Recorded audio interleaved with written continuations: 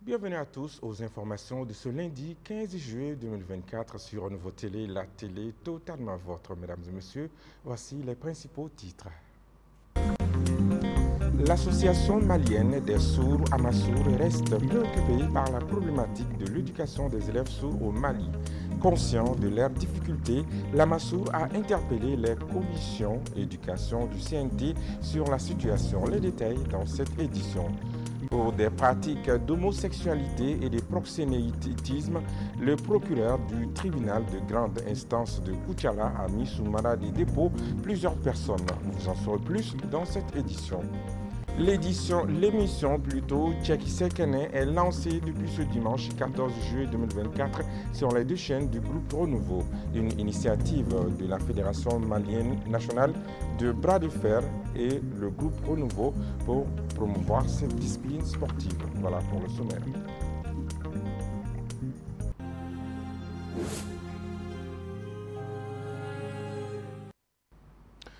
Bienvenue à tous aux informations. Quelques jours après la levée de suspension des activités des partis politiques et associations à caractère politique par les autorités de la transition, l'autorité indépendante de gestion des élections EGE a organisé ce lundi 15 juillet 2024 une rencontre avec les partis politiques.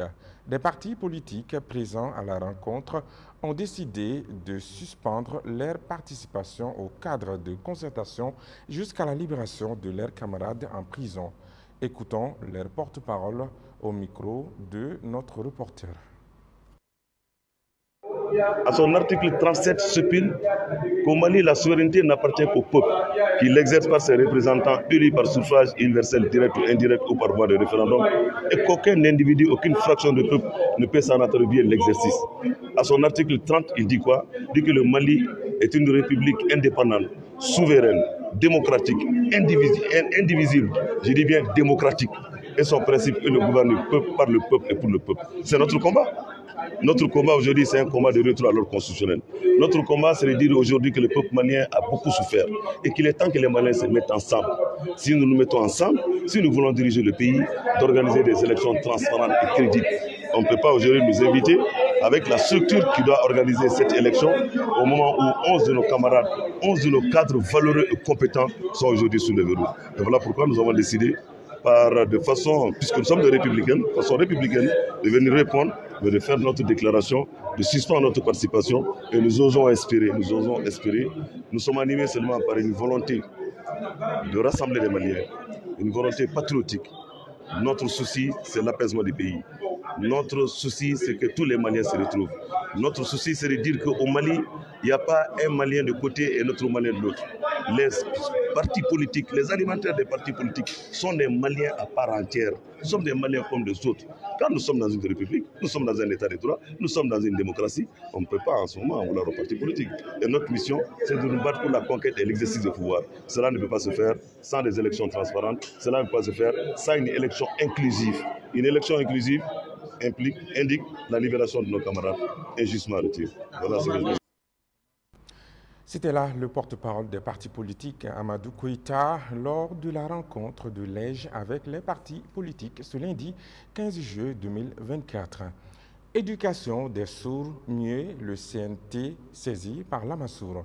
En effet, l'association malienne des sourds Amassour a été reçue en audience ce lundi 15 juillet par la Commission de l'éducation, de la culture, des technologies, de l'information et de la communication, de l'artisanat et du tourisme du Conseil national de transition. Les échanges ont porté sur les problématiques de l'éducation des sourds au Mali, notamment le problème des enseignants qualifiés, l'absence d'infrastructures et les conditions de vie des élèves. Compte rendu, Bakary Msidibé. Il s'agissait pour les membres de l'Association malienne des sourds à travers cette rencontre avec la Commission de l'éducation, de la culture, des technologies de l'information et de la communication, de l'artisanat et du tourisme du Conseil national de transition, d'exposer les difficultés relatives à l'éducation dont souffrent ses membres. Comme tous les autres enfants, l'école est obligatoire au Mali pour tous les enfants maliens. Mais nous avons constaté que Au niveau des éducations des élèves sourds, il y a beaucoup de problèmes que ces élèves traversent, notamment le problème de la formation en langue des signes des enseignants. Il y a le problème également des interprètes en langue des signes, et le fonctionnement même de ces écoles, le problème des cantines. Et je reviens un peu vers la formation des enseignants au niveau de l'IFM qui n'est pas prise en compte. Donc c'est ces différents problèmes que nous sommes venus énumérer ce matin. Nous avons échangé avec la commission du CNT, la commission éducation, qui a pris bonne note, qui a promis de transmettre notre doléance au président du CNT, son Excellence Malick Diaw. Donc nous fondons grands espoirs que ces doléances seront prises en compte les prochains jours. L'éducation étant un droit pour tous selon la constitution du Mali, après avoir écouté la délégation de l'Amassour, la commission éducation du CNT promet de saisir qui des droits afin de trouver des solutions aux problèmes évoqués par l'association. Aujourd'hui, nous avons beaucoup appris avec eux. Nous avons été très contents. Au nom du président de la commission éducation, Magman Gabriel, nous les remercions. Et nous avons été très heureux de nous entretenir avec eux, de comprendre mieux leurs préoccupations. Vraiment, ça a été une rencontre d'école, une rencontre vraiment d'échange à un certain niveau que vraiment c'était formidable. Nous allons faire tout ce que nous pouvons vraiment pour apporter des solutions à ces difficultés. Créée en 1993, l'association malienne des sourds a pour objectif de permettre aux enfants vivant avec un handicap auditif d'accéder à l'éducation de base au même titre que les autres élèves. Par ailleurs, la Chambre de commerce et de l'industrie du Mali a organisé ce lundi 15 juillet à son siège une rencontre entre le tribunal de commerce de Bamako, la cellule nationale de traitement des informations financières et les dirigeants d'entreprises. Les échanges ont porté sur la déclaration du bénéficiaire effectif de la personne morale et de la lutte contre le blanchiment de capitaux et le financement du terrorisme. Almako Djabate, Zakaria Oumar Keita pour les détails. Organisée par la Chambre de commerce et d'industrie du Mali, cette journée d'échange, de réflexion, de sensibilisation et d'information entre le tribunal de commerce de Bamako, la cellule nationale de traitement des informations financières, CENTIF, et les dirigeants d'entreprises vise à lutter contre les circuits financiers clandestins, le blanchiment de capitaux et le financement du terrorisme. Ils nous ont beaucoup édifiés, il y a eu des questions à répondre. Nous avons été beaucoup édifiés, donc nous pensons que c'est une bonne chose. Les opérateurs économiques, vraiment, c'est le blanchiment des capitaux et le financement du terrorisme. Tout le monde sait qu'aujourd'hui, ce n'est pas une bonne chose, mondialement, surtout dans notre pays, aujourd'hui.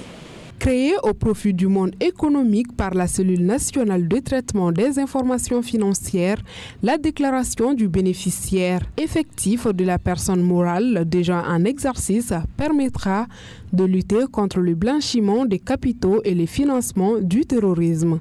La déclaration des bénéficiaires effectifs fait partie des mesures de transparence et de bonne gouvernance du climat et des affaires. Le délai, c'est à deux niveaux.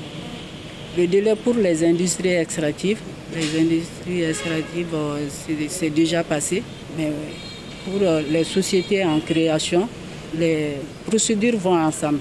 Tant qu'une société en création ne fait pas sa déclaration des bénéficiaires effectifs, elle ne peut pas être créée. Cette rencontre d'échange a été une occasion pour les participants d'être au diapason des modalités de la déclaration des bénéficiaires effectifs d'une personne morale. C'est une bonne rencontre qui aurait dû être faite préalablement parce que cette rencontre permet aux uns et aux autres d'être informés par rapport à la loi qui est en vigueur. Ce qui est un peu malheureux dans la situation, c'est que c'est tout de suite que beaucoup de gens ont appris l'existence de cette loi. Il faut rappeler que la loi fait désormais obligation aux entreprises de déclarer leurs bénéficiaires effectifs. Justice, parlons-en. Après 3 jours de garde à vue à la brigade d'investigation judiciaire, le coordinateur d'un mouvement, association et sympathisants de l'imam Mahmoud Diko Semas, Youssouf Daba Diawara, est placé ce lundi sous mandat de dépôt par un juge d'instruction du tribunal de la commune 5 pour atteinte à l'autorité de l'État. Le mouvement Synergie d'action pour le Mali, qui regroupe une coalition de forces politiques, a dénoncé cette arrestation arbitraire et exige sa libération immédiate. Des arrestations à Koutchala pour homosexualité. Depuis plus d'une semaine, l'actualité est défrayée par une histoire de mœurs dans la ville de Koutchala. Le procureur du tribunal de grande instance de la capitale de l'Or-Blanc a déjà mis sous mandat de dépôt plusieurs personnes pour les pratiques d'homosexualité et de proxénétisme. Les détails avec Maimouna Ouidravdo. En effet, selon les informations relayées par le quotidien national L'Essor, le procureur du tribunal de grande instance de Koutchala, Oumar Alassane Kouyaté, a placé sous mandat de dépôt 10 personnes, dont 4 femmes, la semaine dernière dans la capitale de l'Or-Blanc. Les personnes interpellées sont mises en cause pour des pratiques d'homosexualité et de proxénétisme, jugées contraires à nos us et coutumes. Selon le procureur de Koutchala, les enquêtes se poursuivront afin que chacun puisse répondre de ses actes devant la loi dans cette affaire qui défraie la chronique dans la localité. L'article 179 du Code pénal punit l'exhibition sexuelle d'amende et de prison. Le Mali travaille à un nouveau code pénal dans lequel les actes contre nature pourraient être poursuivis. Des lourdes peines sont envisagées. Un moyen pour mettre fin à cette pratique qui prend de l'ampleur malgré les dispositions légales et surtout les atteintes à nos mœurs. Dans le cadre de son projet 3RC, l'ONG GeForce et ses partenaires ont procédé le samedi dernier à Ségou à la remise de 20 mototricycles aux jeunes bénéficiaires du projet pour faciliter leur insertion socio-professionnelle et une moto-ambulance pour les PDI du site de Sébougou. La cérémonie de remise a enregistré la présence de plusieurs personnalités de la région de Ségou. C'est ce que nous dit notre correspondant Mohamed Lamine Sourouba. Les bénéficiaires du projet 3RC de l'ONG GeForce de la région de Ségou sont aux anges. Ils viennent d'être dotés de 20 mototricycles et d'un fonds de démarrage de 25 000 francs CFA chacun pour leur insertion socio-professionnelle. Je suis particulièrement ému ce matin de prendre la parole à l'occasion de la cérémonie de remise de mototricycles aux jeunes bénéficiaires de moto-ambulances aux personnes déplacées internes du site de Ségou par les ONG DRC et GeForce dans le cadre de la remise en œuvre des activités du projet 3RC. Au nom des populations de Ségou, du conseil communal, je souhaite à toutes et à tous la fraternelle bienvenue. C'est un grand plaisir pour nous ce matin de participer à cette cérémonie de remise des mototricycles à des jeunes et surtout des moto-ambulances pour les personnes déplacées pour le site de Ségou. C'est le lieu pour moi, monsieur le préfet, de remercier GeForce et l'ensemble de ses partenaires pour cette action aussi qui répond à un besoin crucial de prise en charge sanitaire des personnes déplacées. En lançant ce projet, l'ONG GeForce et ses partenaires veulent réduire l'impact à court terme des conflits sur la population et prévenir les conflits futurs en améliorant la résilience climatique, l'accès aux revenus et aux droits au Mali, précisément dans la région de Ségou. C'est un grand plaisir pour moi de prendre la parole au nom du projet 3RC à l'occasion de cette cérémonie de remise de mototricycles aux jeunes bénéficiaires et moto-ambulances au PDI de Ségou. Le projet 3RC, dans le cadre duquel nous sommes réunis ce matin, est un projet multisectoriel pour répondre aux besoins humanitaires immédiats des populations afin de réduire l'impact des conflits, prévenir ceux liés à la gestion des ressources et favoriser un développement durable, respectueux de l'environnement et résilient au changement climatique. C'est un réel plaisir pour moi et un honneur de pouvoir prendre part à la cérémonie de remise des mototricycles aux jeunes et des moto-ambulances aux personnes déplacées internes de Sébougou, dans le cadre de la mise en œuvre du projet 3RC financé par l'ambassade de Suède. C'est sur cette note que je déclare ouvert cette cérémonie de remise.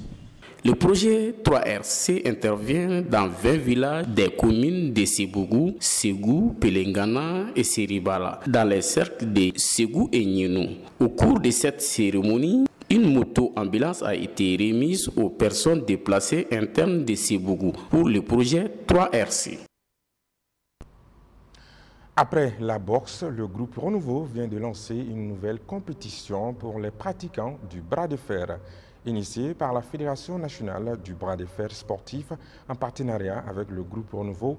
Tchekisekene est le nom de l'émission qui a été lancée hier dimanche 14 juillet 2024 sur les 2 chaînes du groupe Renouveau. Objectif, promouvoir cette discipline sportive au Mali. Compte rendu, Lolomadi Bati.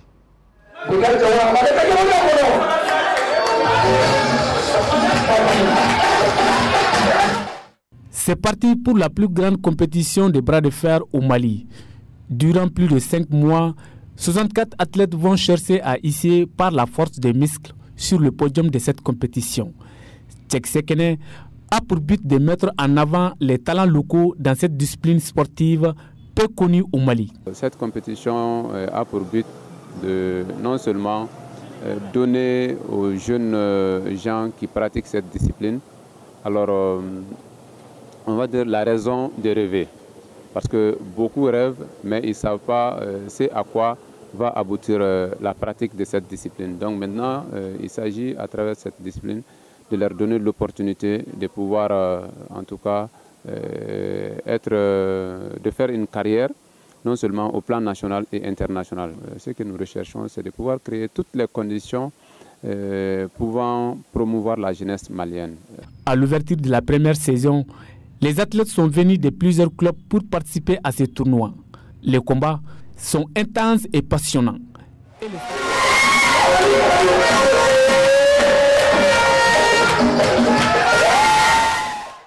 Et les spectateurs ont répondu massivement à ces grands rendez-vous pour encourager leurs candidats. Les premiers matchs ont en tout cas tenu toutes leurs promesses. Et on espère en tout cas que tout le reste de la compétition va se passer dans des conditions optimales et qu'au finish, vraiment, ça va être le vrai champion qui sera retenu. Nous sommes dit que cette discipline, qui d'ailleurs a peut-être son avenir devant lui, mérite d'être promue. Et raison pour laquelle nous nous sommes engagés en partenariat avec la Fédération malienne des bras de fer pour créer cette compétition qui va s'étendre sur 5 mois et quelques.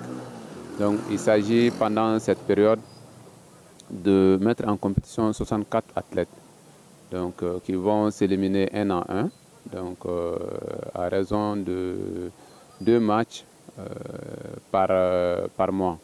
Une opportunité pour les jeunes ferristes maliens, saluée par la Fédération malienne des bras de fer, qui s'est réjouie aussi de la qualité de la compétition. L'initiative a été vraiment une idéale pour nous. Franchement parler, nous saluons notre partenaire qui est le Renouveau TV. Cette compétition est vraiment une opportunité pour nous, la fédération, pour les joueurs et pour le Renouveau TV, vraiment de faire des bons spectacles pendant ces vacances. Ce soir, il y a eu 2 catégories. Et la catégorie moins 90 kg.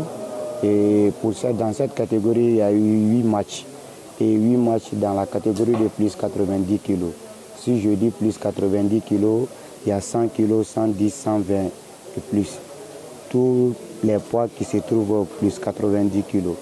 Et moins 90 kg. Et de 89 kg à 65 kg. Grâce à cette initiative, le bras de fer va devenir un sport populaire au Mali. Le groupe Renouveau promet de faire rayonner cette discipline et de donner une visibilité aux talents locaux. Rendez-vous donc tous les 2 dimanches devant vos petits écrans sur Renouveau TV et M7 RMC pour suivre Tchekisekene. A noter que le vainqueur de la compétition empochera une somme d'1 million de francs CFA, tandis que le deuxième aura 500 000 francs CFA. Que le meilleur gagne. Suivez les abeilles et vous mangerez le miel. Proverbe africain, excellent début de semaine à tous. À demain.